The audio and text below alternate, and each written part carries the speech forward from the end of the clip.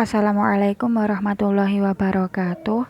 Perkenalkan kami dari kelompok 4 dengan anggota Rania Putri Mawarni Ali, Alfiani Latifah, Nur Eka Anggraini, dan Diah Arum Ambarwangi.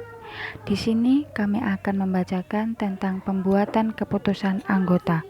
Materi yang pertama yaitu konsep pembuatan keputusan yang akan dibacakan oleh Rania. Terima kasih atas kesempatannya dari moderator. Saya akan menjelaskan yang pertama, konsep pembuatan keputusan. Keputusan berarti menentukan, mengakhiri, menyelesaikan, ataupun mengatasi. Keputusan merupakan pengakhiran daripada proses pemikiran tentang apa yang dianggap sebagai masalah terhadap suatu penyimpangan yang dikehendaki, direncanakan, atau dituju dengan menjatuhkan pilihan pada salah satu alternatif pemecahannya, menurut Atmo Sudirjo. Konsep pembuatan keputusan yaitu memilih dan menetapkan satu alternatif yang dianggap paling tepat dari beberapa alternatif yang dirumuskan. Keputusan tersebut harus bersifat fleksibel, analitis, dan dapat dilaksanakan dengan dorongan sarana-prasarana serta sumber daya yang tersedia, baik berupa manusia maupun material. 2. Model pembuatan keputusan. George R. Terry menyebutkan 5 dasar dalam pembuatan keputusan, yaitu 1. Intuisi. Pembuatan keputusan yang berdasarkan perasaan dan bersifat subjektif. Dalam hal ini, meskipun waktu yang digunakan untuk membuat keputusan relatif pendek, tetapi keputusan yang dihasilkan seringkali relatif kurang baik karena mengabaikan dasar-dasar pertimbangan lainnya. 2. Pengalaman. Pembuatan keputusan berdasarkan pengalaman memiliki manfaat bagi pengetahuan praktis. Karena dengan pengalaman yang dimiliki seseorang, maka dapat memperkirakan keadaan serta memperhitungkan untung ruginya dan baik buruknya keputusan yang akan dihasilkan. 3. Wewenang.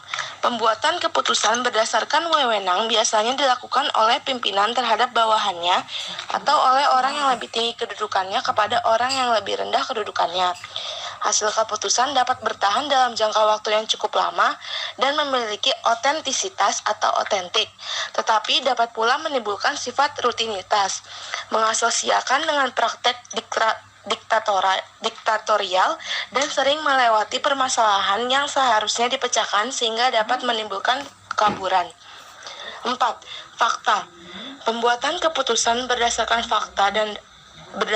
data dan fakta empiris dapat menghasilkan keputusan yang sehat, solid, dan baik.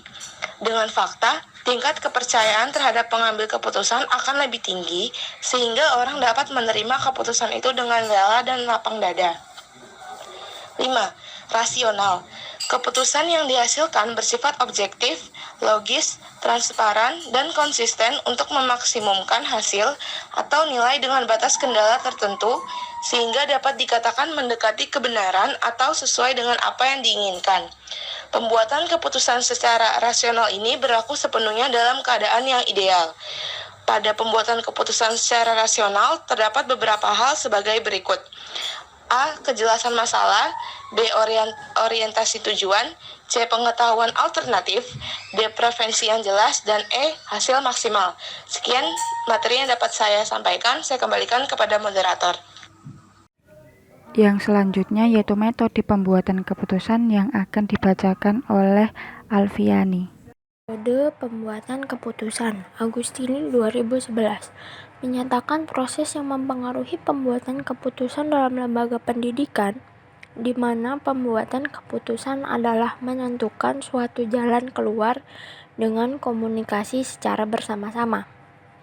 Agustini juga menyetujui pandangan bahwa dalam proses pembuatan keputusan ada beberapa metode yang sering digunakan. Yang pertama, kewenangan tanpa diskusi. Yang kedua, pendapat para ahli. Yang ketiga, kewenangan setelah diskusi. Dan yang keempat adalah kesepakatan.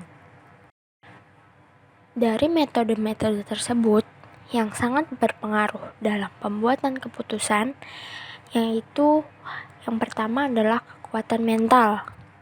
Sama seperti sebuah prinsip, dalam sebuah lembaga harus memiliki prinsip. Yang kedua adalah sanksi.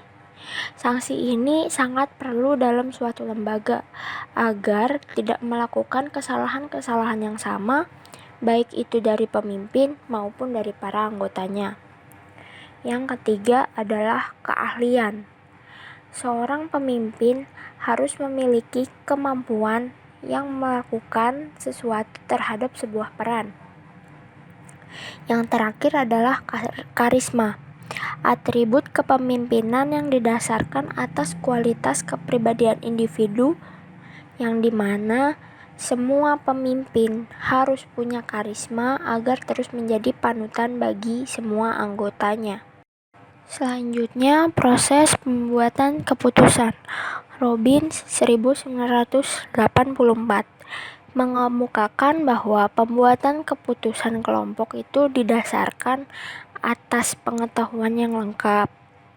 Keputusan kelompok yang dapat memperluas penentuan keputusan. Lalu dapat mengembangkan legitimasi dan lebih dapat memuaskan semua pemimpin lebih mempercayai kelompok. Selanjutnya, Simon 1997 menggambarkan proses pembuatan keputusan yang terdiri atas 3 langkah, yaitu yang pertama adalah identifikasi dan pemilihan masalah. Langkah yang kedua adalah pengembangan alternatif masalah, dan langkah yang ketiga adalah memilih alternatif masalah.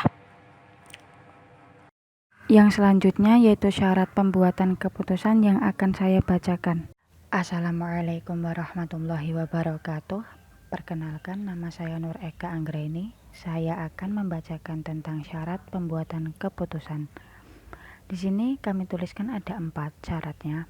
Yang pertama, keputusan yang dibuat harus berkaitan dengan berbagai sasaran yang ingin dicapai. Yang kedua, keputusan yang dibuat harus memenuhi persyaratan rasionalitas dan logika. Yang ketiga, keputusan yang dibuat dengan pendekatan ilmiah digabungkan dengan daya pikir kreatif dan inovatif. Yang keempat, keputusan yang dibuat harus bisa dipertanggungjawabkan oleh para anggota. Selanjutnya yaitu gaya pembuatan keputusan. Ada 3 gaya pembuatan keputusan. Pertama, problem avoider atau menghindari masalah, yang diartikan bahwa seorang pemimpin ia berusaha menghalangi kemungkinan masalah dan mengabaikan informasi-informasi yang tidak penting sepanjang perencanaannya. Yang kedua, problem solver atau memecahkan masalah, yang diartikan bahwa seorang pemimpin tidak mencari atau menghindari masalah, tetapi ia berusaha dalam memecahkan masalah tersebut. Yang ketiga, problem seeker atau mencari masalah, yang diartikan bahwa seorang pemimpin itu menikmati alur jalannya pemecahan masalah dan mengumpulkan informasi-informasi untuk memecahkan suatu masalah. Yang terakhir yaitu partisipasi dalam pembuatan keputusan yang akan dibacakan oleh Diah Arum. Assalamualaikum warahmatullahi wabarakatuh.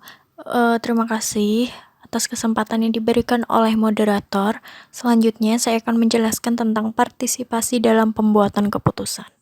Jadi, partisipasi dalam pembuatan keputusan ini dinilai dari sejauh mana proses pembuatan keputusan yang dianggap penting bagi anggota rumah tangga.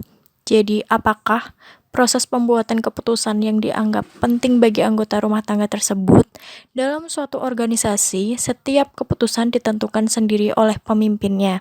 Jadi, hal tersebut apakah dianggap baik atau tidak bagi seluruh anggota.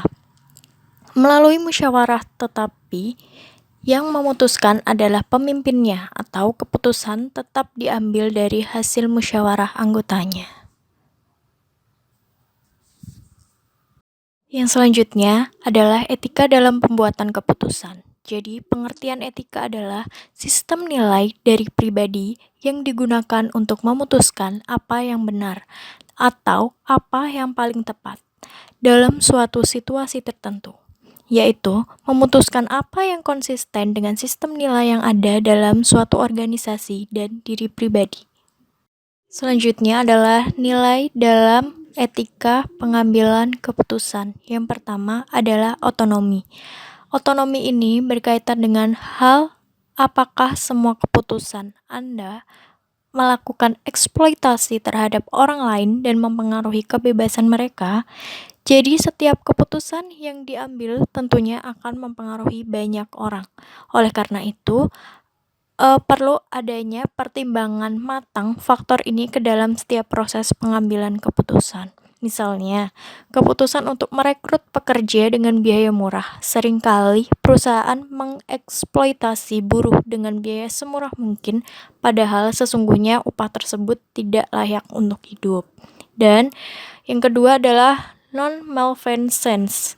Apakah keputusan Anda akan mencederai pihak lain? Di kepemerintahan, misalnya, nyaris setiap peraturan tentunya akan menguntungkan bagi satu pihak, sementara yang lain adalah dicederai.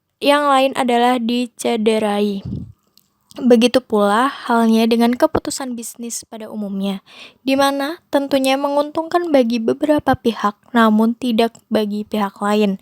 Misalnya, kasus yang belakangan hangat yaitu pemerintah dengan UU ITE atau Undang-Undang Informasi dan Transaksi Elektronik yang baru disahkan dan ditentang oleh banyak pihak. Salah satunya implikasi dari UU tersebut adalah pemblokiran situs porno. Meskipun usaha pemerintah baik, namun banyak pihak yang menentangnya. Yang selanjutnya adalah beneficence. Beneficence itu apakah keputusan yang diambil benar-benar memberi manfaat ataukah tidak.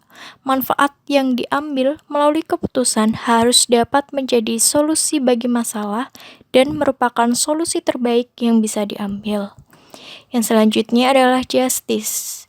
Justice adalah proses pengambilan keputusan mempertimbangkan faktor keadilan dan termasuk implementasinya.